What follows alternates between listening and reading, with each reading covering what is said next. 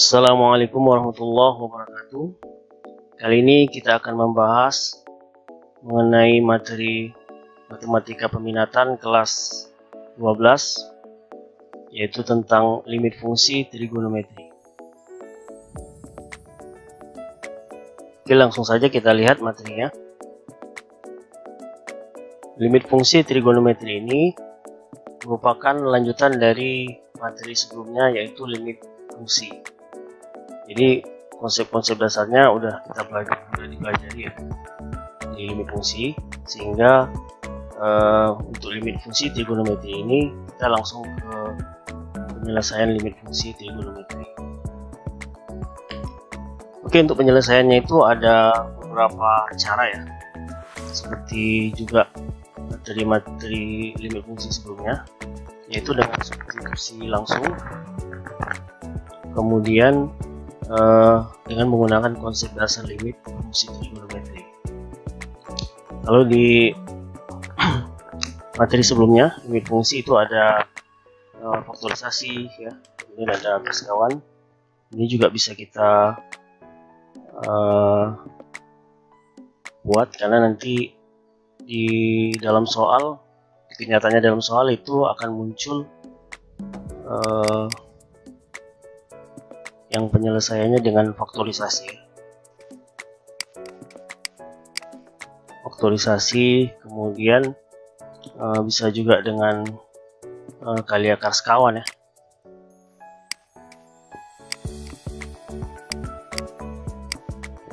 Akan tetapi untuk pembahasan kita kali ini kita hanya menggunakan dua ini saja ya, yaitu substitusi dan menggunakan konsep dasar limit fungsi trigonometri.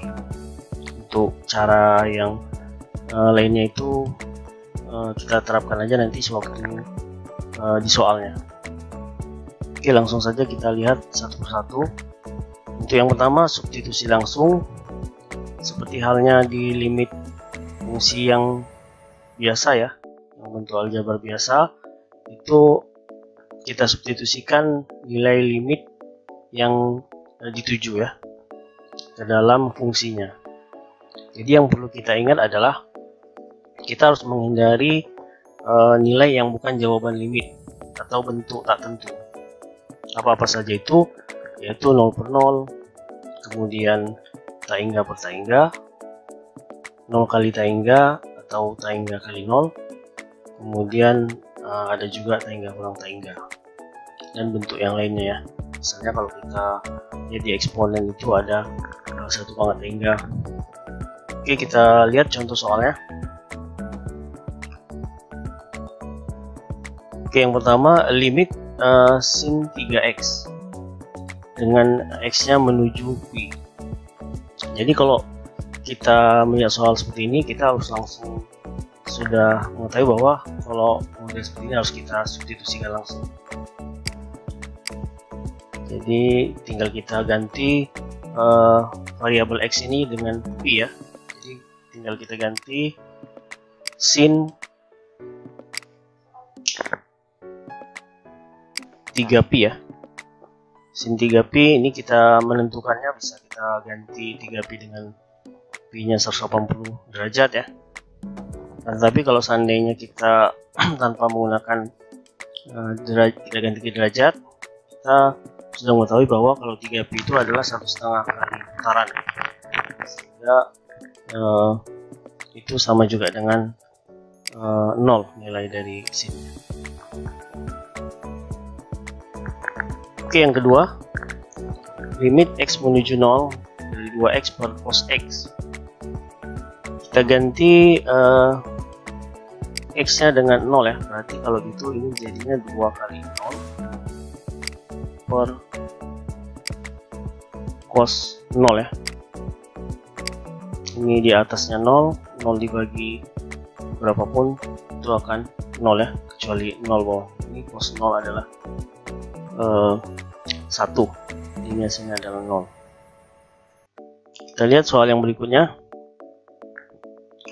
Limit 3 sin x per 4x dengan x menuju pi per 2. Kita ganti x dengan pi per 2, berarti ini sama juga dengan 3 sin pi per 2 per 4 pi per 2 ya. Oke, ini bisa kita sederhanakan.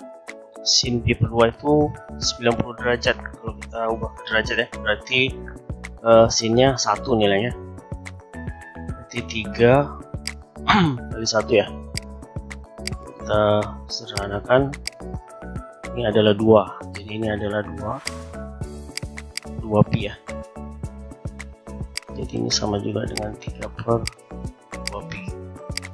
Oke, kesalahan yang muncul di siswa biasanya itu adalah mengganti X yang ini dengan 90 derajat atau pi itu 180 derajat. Kalau dia tidak di dalam fungsi, nilainya ini jangan kita ganti dengan derajat ya, tapi kita buat tetap pi. Jadi sehingga hasilnya dalam bentuk pi, tidak dalam bentuk derajat. Oke, sekarang muncul pertanyaan, bagaimana kalau seandainya ini kita ganti jadi 0? Kalau ini kita ganti jadi 0, itu nanti akan muncul bentuk tak tentu ya, yaitu di sini 0, kemudian ini 0, sehingga nanti 0 per 0, dan itu bukan jawaban limit. Nah, untuk menyelesaikan yang tipe seperti ini, maka kita gunakan cara yang kedua, yaitu dengan konsep limit fungsi trigonometri. Oke, untuk konsep dasar limit fungsi trigonometri, seperti halnya dengan konsep dasar limit biasa, sewaktu kita mengerjakan limit biasa itu kita gunakan proses pendekatan limit yang limit kanan dan limit kiri ya. Jadi kita singgung sedikit dengan cara seperti itu. Jadi kalau limit X menuju 0 sin X per X seperti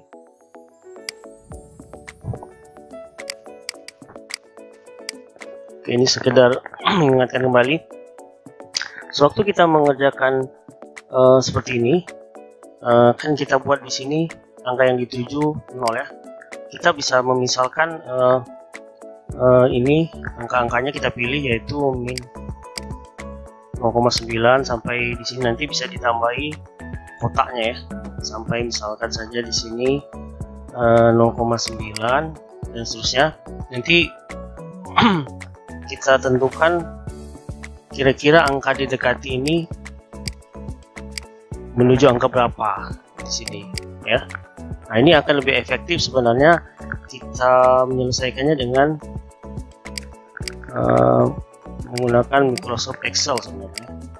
Jadi ini nanti untuk yang ini bisa dicoba sendiri atau bisa kita buat di kesempatan lain ya. Jadi untuk pembuktiannya itu bisa kali ini kita gunakan pendekatan geometri. Oke, kita misalkan ada sebuah sumbu koordinat, kemudian terdapat lingkaran, kita buat ruas garis sehingga nanti terbentuk jari-jari ya, jari-jari.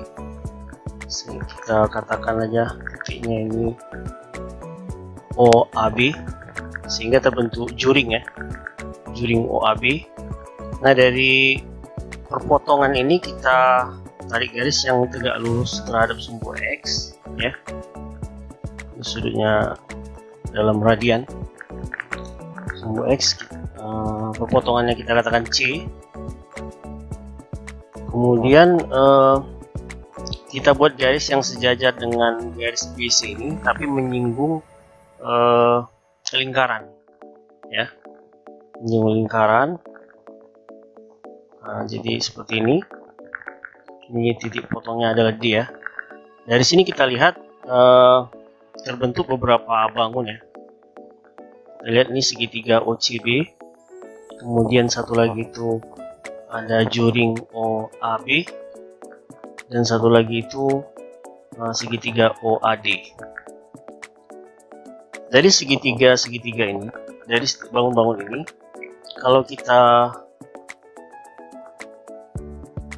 keluarkan untuk kita bandingkan, kita lihat bahwa dari gambar ini segitiga OCB itu lebih kecil ya, dari lebih kecil. Luas OCB itu lebih kecil dari OAB, lebih kecil lagi dari OAD. Bisa kita buat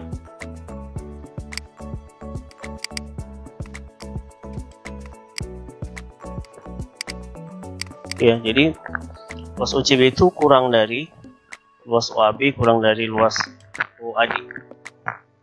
Oke, sekarang kita lihat, karena limitnya dari sudut ini menuju 0, jadi garis ini bisa kita persempit, sudut ini bisa kita persempit ya. Jadi kalau kita persempit kira-kira seperti ini, sehingga makin lama nanti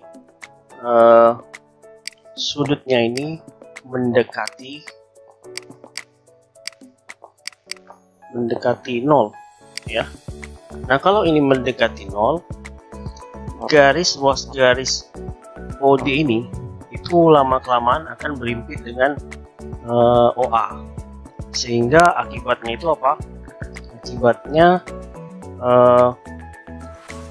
gambar yang terbentuk, perbedaan luasnya itu akan semakin kecil dan akhirnya akan sama, karena nanti ini akan berimpit di sini sehingga sama, sehingga memiliki luas yang sama pada bangun, memungkinkan ya menuju sama luasnya. Jadi bisa kita katakan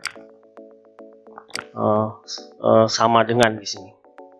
Nah, sekarang kita tentukan luasnya. Kita anggap yang diketahui ini adalah R ya. Nah, kalau ini R, bisa kita lihat yang diketahui apa-apa saja dari bangun ini R, kemudian ini juga R ya, kemudian juga ini adalah R, dengan sudutnya itu adalah X ya. Ini semua juga X, ini juga X.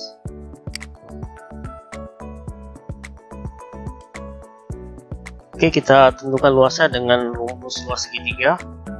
Setidaknya kita harus mengetahui alas dan tingginya ya. Untuk seperti ini. Untuk panjang BC, kita bisa gunakan perbandingan sin. Jadi kalau gitu bisa kita gunakan sin X, ini adalah depan per miring, yaitu depan BC per miringnya itu adalah R ya. Sehingga bisa kita dapatkan kalau menentukan BC nya itu adalah R sin X ya, R sin X. Dengan cara yang sama kita bisa menentukan OC. OC ini adalah R cos X. Nah, dari sini kita dapatkan berarti luasnya itu adalah setengah kali alasnya itu adalah R cos X, tingginya R sin X. Sehingga kalau kita gabungkan itu adalah R kuadrat ya, R kuadrat cos X sin X. Kemudian yang berikutnya, kita lihat segitiga yang ini dulu ya, yang gampang ya. Berdasarkan cara di bangun pertama, kita dapatkan di sini tingginya itu adalah, karena ini depan dan samping, kita dapatkan ini adalah R tan X ya. Kita masukkan berarti setengah kali alas R, tingginya R berarti R kuadrat ya, tan X. Nah, sekarang kita menentukan luas juring ini. Untuk luas juring ini kita ingat kembali waktu SMP ya, SMP.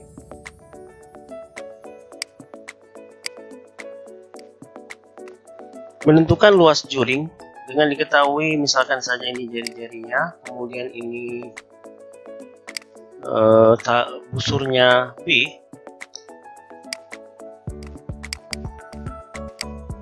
luas juringnya itu adalah setengah kali A kali B ya. Nah, sekarang kita sama-sama ketahui bahwa satu radian itu didefinisikan adalah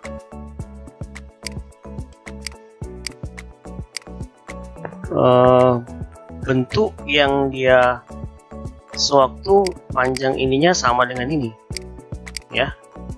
Jadi kalau ini kita misalkan R, ini dipastikan adalah R ya. Itu adalah nilainya, nilai dari satu radian. Sehingga bisa kita buat luas dari satu radian,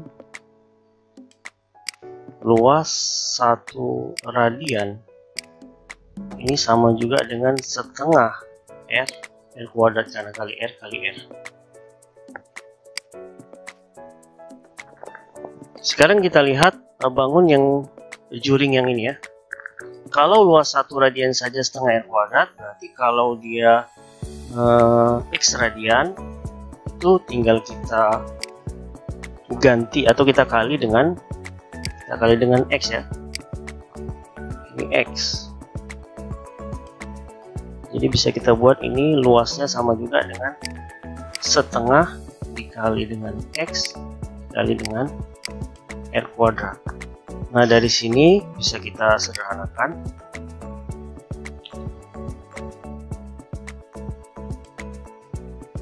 Sama-sama kita bagi dengan setengah R kuadrat ya.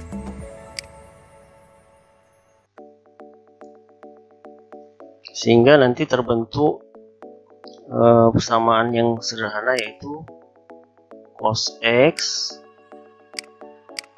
sin X kurang dari X kurang dari tan X. Jadi terdapat hubungan dari radian ini sudutnya dengan sin cos ini ya, dan tangan. Oke, dari sini kita sederhanakan kembali untuk bentuk tangannya ya. Jadi kita dapatkan itu adalah cos X sin X kurang dari X kecil dari sin X per cos X. Nah, dari sini sama-sama kita bagi dengan sin X ya.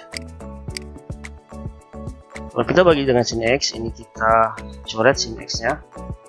Berarti kalau kita coret kita dapatkan cos X kurang dari X per sin X ya.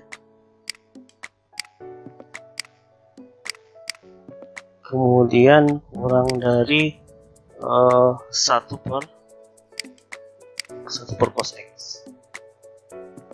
Nah, dari ketidaksamaan seperti ini, tinggal kita letakkan limit atau kita limitkan ketiga ruasnya, sehingga ini bisa menjadi limit X menuju 0. Ini juga sama ya, limit X menuju 0, limit X menuju 0. Dimana kalau kita substitusikan limit X menuju 0 ini ke dalam cos X, itu nilainya adalah 1. Kemudian untuk yang ini, nilai yang kita dapatkan ya, yaitu X per sin X. Kita masukkan juga menuju 0, X menuju 0 ini ke dalam 1 per cos X, itu dapatnya adalah 1. Nah, dari sini nilai limit X menuju 0 dari X per sin X itu diapit oleh 1 dan 1 ya. Berdasarkan teorema yang berlaku, ini kita dapatkan yaitu limit X menuju 0 dari X per sin X ini sama juga dengan 1 ya, karena ini diapit oleh 1 dan 1, pastikan ini adalah 1, dan karena di sini ada sama dengan ya. Inilah rumus dasar yang kita dapatkan ya, untuk kita pergunakan seterusnya. Oke, dari sini kita kembangkan lagi untuk rumus dasarnya. Limit X per sin X, X menuju 0 itu adalah 1 ya. Limit X menuju 0 sin X per sin X sama dengan 1. Bagaimana kalau seandainya dibalik ya? Kalau dibalik artinya sin X per X bagaimana nilainya? Nah, itu kita bisa buat seperti ini. Limit X menuju 0 dari sin X ya, sin X per X ini sama-sama kita bagi dengan sin X. Jadi ini kita bagi dengan sin X, ini juga bagi dengan sin X, sehingga ini kita dapatkan sin X per X itu adalah 1 ya. Kemudian yang ini dibagi adalah limit jadi X per sin X. X per sin X itu kita lihat di atas ini adalah 1, sehingga 1 per 1 itu hasilnya 1. Jadi boleh kita buat langsung 1, atau kalau kita gunakan sifat-sifat limit itu bisa kita buat seperti ini. Limit X menuju 0 dari 1, kemudian di sini limit X menuju 0 X per sin X ini adalah 1 per 1. Kemudian untuk tangan, limit X menuju 0 dari tangan X per X ini kita bisa uraikan menjadi limit X menuju 0, kita uraikan tangan ini menjadi sin X per cos X per X ya. Kemudian berdasarkan sifat-sifat limit itu kita ubah menjadi limit X menuju 0 dari sin X per X ya, ini kalau kita sederhanakan, kemudian dikali dengan 1 per cos X. Nah, ini kita bisa uraikan berdasarkan sifat limitnya ke dalam ya. Tapi langsung saja ini nilainya 1, kemudian kita substitusikan nolnya ini, itu nilainya 1, jadi hasilnya 1. Kemudian untuk kita lihat rumusnya, tangan X per X nilainya 1, begitu juga kalau seandainya dia dibalik ya, kalau dibalik itu juga nilainya 1. Kemudian untuk yang berbentuk tangan X, kita kombinasikan tangan dan sin. Kita misalkan saja tan X per sin X, ini kita bisa uraikan menjadi limit X menuju 0 dari tan X per X dikali dengan X per sin X ya. Ini nilainya 1, ini juga nilainya 1, sehingga hasilnya 1, sehingga kita dapatkan tan X per sin X limit menuju 0-nya itu nilai limit mendekati 0-nya itu adalah 1. Inilah rumus dasar yang akan kita gunakan seterusnya untuk menyelesaikan untuk limit trigonometri. Jadi kalau bentuk kosinus itu kalau dia menghasilkan 0 per 0 itu kita usahakan dia kita arahkan ke bentuk sinus atau bentuk tangan, dan umumnya itu adalah ke sinus ya. Oke, kita lihat contoh-contoh soal yang mungkin.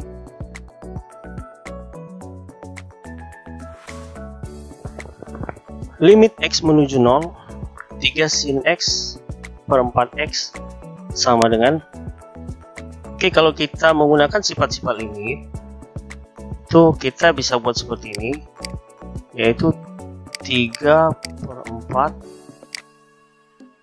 limit sin X per X ya, ini X menuju 0.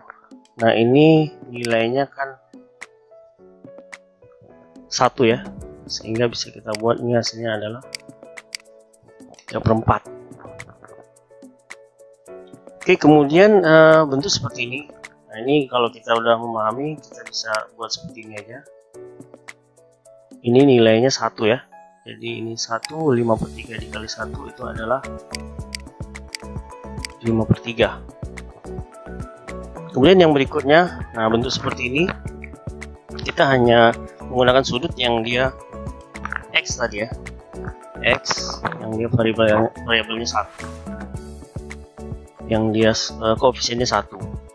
Jadi kalau bentuk seperti ini, nanti kita gunakan, ada pengembangan rumusnya, tapi sebelumnya kalau kita gunakan konsepnya itu langkah awal adalah yang dalam sudut ini kita misalkan ya, kita misalkan dengan variabel yang lain. Jadi kita misalkan saja P ya, jadi kita anggap P yang dalam sudutnya, sehingga kalau ini adalah P 4X ini, limit yang dituju ini kita harus menggantinya X nya. Jadi kalau limit di sini menggunakan P, P-nya menuju berapa?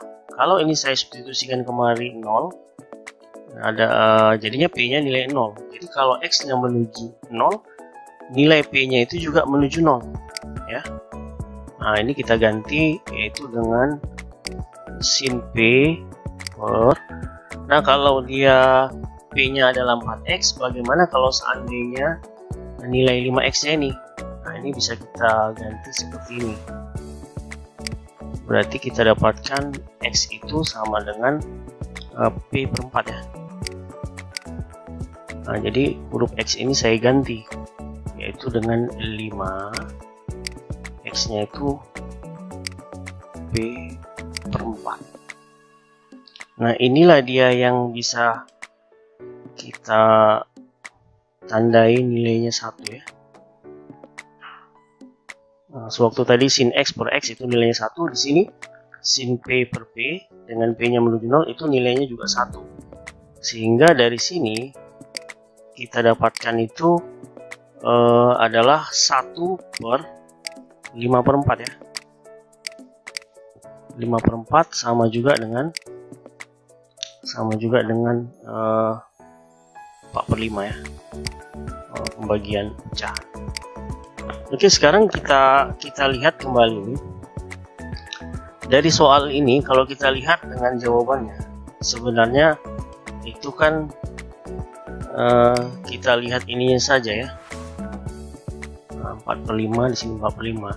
Nah, berdasarkan konsep seperti ini, makanya kita dapatkan pengembangan rumusnya lagi, yaitu kalau dia limit X menuju 0 dari sin AX per BX, ini tinggal kita lihat aja A per B ya. Nanti seterusnya kita kalau mengerjakan soal tinggal seperti itu aja. Jadi sewaktu soal seperti ini langsung kita jawab 4/5 ya.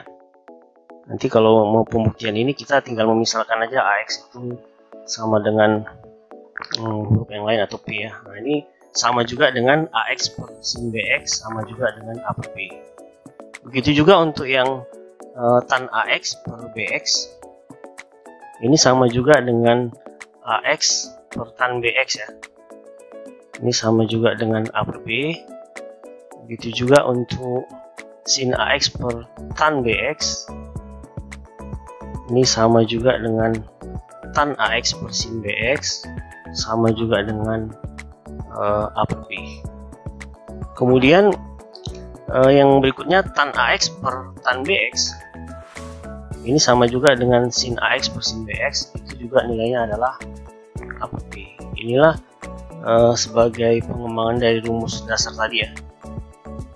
untuk limit fungsi trigonometri. Demikian saja pembahasan kita kali ini. Untuk beberapa contoh soalnya itu akan kita lihat di video selanjutnya ya. Oke, assalamualaikum warahmatullahi wabarakatuh.